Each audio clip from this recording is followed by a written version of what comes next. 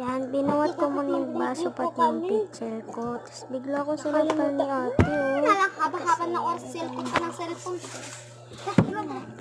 Mami, wala ako chok. Mami, yung mic. Ito yung sinasabi mo dyan. Ito, ano yung titisin? Umunan mo daw siya. Tapos yan, uminom na nga ako. Hindi nakita kong langgam. Tapos pa ako dyan, guys. Yan na nga, sabi ko, bakit may langgam? Tapos tawa-tawa lang siya dyan. Papainuhin mo ko ng langgam. Sabi ko, tignan mo. Yeah, kadiri. Baka nga Kunti lang na Langhaw yung ako. guys dyan. That's Talim pa siya dyan. Tapos nung uminom ako dyan, hindi ko na lang tinignan ko kasi yung baso. Tinignan ko yung langgam. Hindi ko ininom, oh.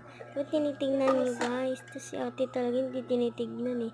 Kaya hindi niya pa inalis, eh. Mami, ay dati, ay te, ate. Punta na kasi taas ate. Part 6. Bye-bye!